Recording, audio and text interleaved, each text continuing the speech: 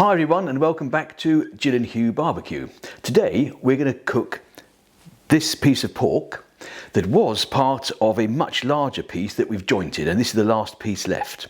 Now today we're going to use both of our Kamados. I'm going to sear this on the Joe Junior and then we're going to put it onto the Big Joe 3 and we're going to cook it indirect until we get an internal temperature of 60 to 62 degrees, right in the very middle of the meat. Before that, Jill has already cut the skin off it, which she will turn into crackling later on. We're going to score the meat. We're going to cover it with a rub that Jill's going to make and see how it turns out. Cheers!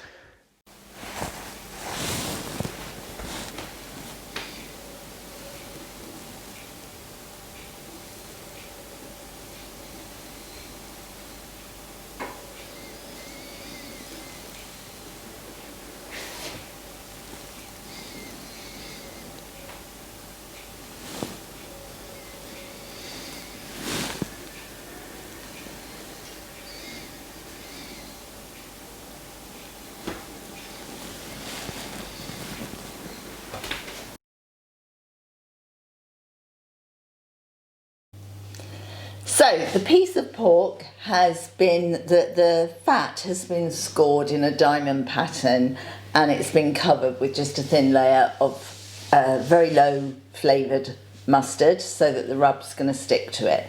And the rub for this piece of meat that we're going to put together is quite sweet because it's pork and pork can take it. Normally I'm not a fan of sugar in rubs, it's just not for me.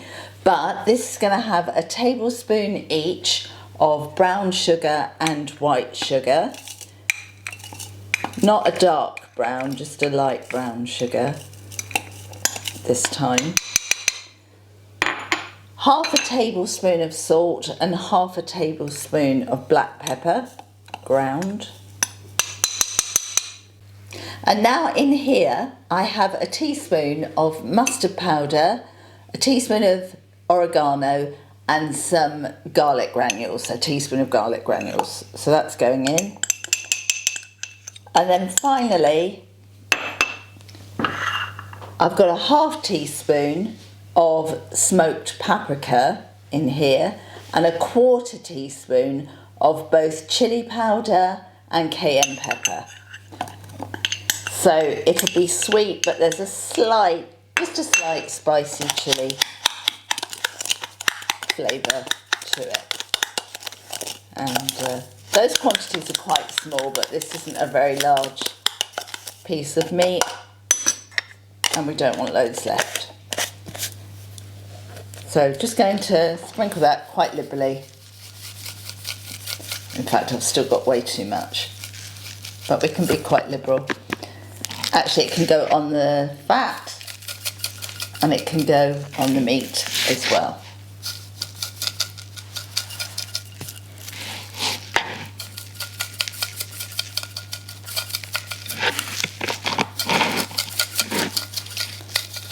So that's ready to be seared on Joe Junior. So while Jill has been scoring the meat, making the rub and covering the pork with it, I've been outside preparing the Kamados. So I've got the Big Joe set up for 2-zone cooking. I've got some smoking wood prepared. I've got the bottom vent wide open. I've got the Joe Junior set up with a cast iron grill grate in place. And again, bottom vent wide open.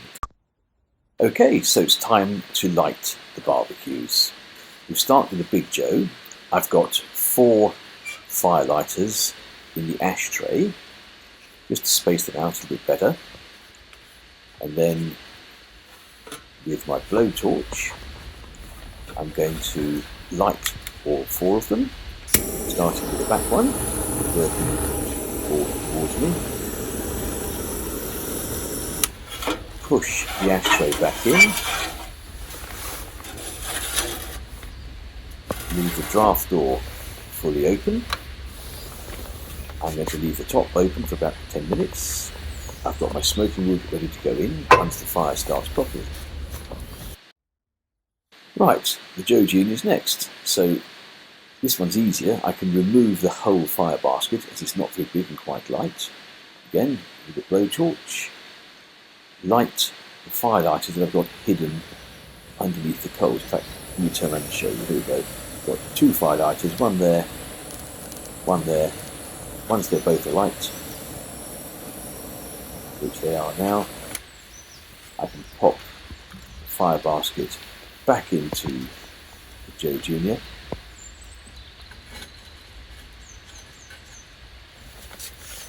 Open the vent, make sure the vent is open fully.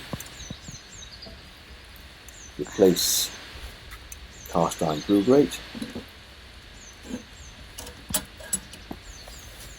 And leave it to heat up. Quick glimpse of the fire lighters in the base of the Big Joe doing their job.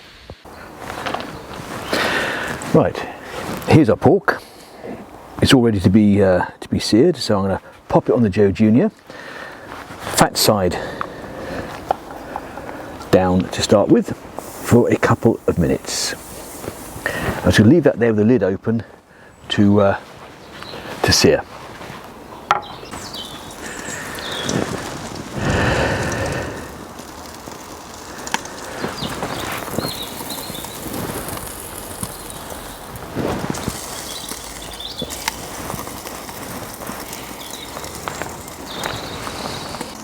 Right, we'll give this a flip now and cook the other side, I think, and see how we've done it there. Oh yeah, that's ready. That's definitely done.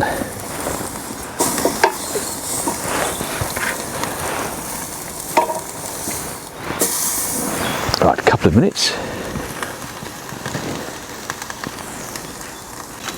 Okay, now I think I'm going to give it a bit of a cooking on the side here.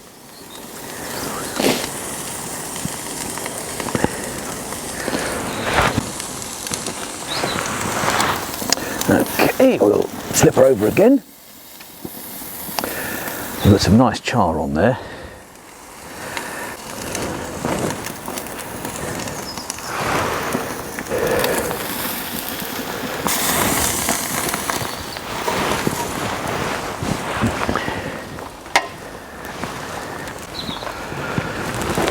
Right, let's put the pork in the Big Joe, but first of all I'm going to put the probe into the centre of the meat. That's about it. Open the Big Joe.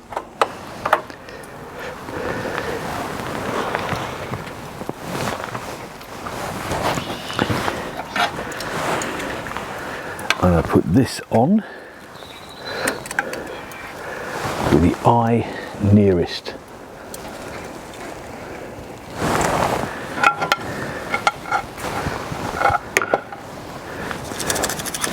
And I'm going to give it another dusting of our rub. This is like a dry basting. Plenty of that over there. Doesn't do any harm at all.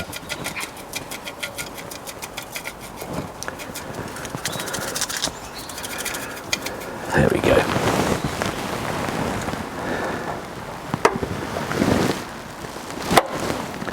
Right, we'll come back when the internal temperature on that reaches 60 to 62 degrees. Okay, so this has come off the Big Joe 3. It's 63 degrees internal. It went 1 degree over, but you know, who's counting? So we're going to let it rest now for 15 minutes, and then we're going to slice it and hopefully have a great meal. Okay, so our piece of pork has now rested for 15 minutes, so I'm going to carve it. And we'll see what we've got.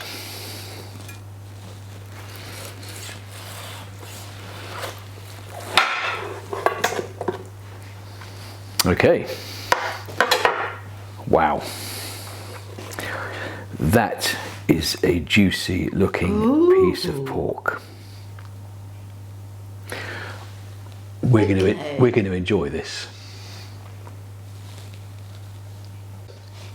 Okay, so we carved. I don't know if you can see this, but the juice coming out of this is amazing. The bones were not quite straight, so it was quite hard actually to carve, but the end result looks really, really juicy. Now, Jill's going to show you what she's done with the crackling. Okay, so I've just taken the crackling out of the oven.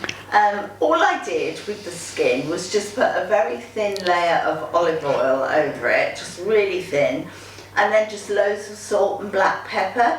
And because I cut the skin fairly close to the surface, there wasn't a huge amount of fat.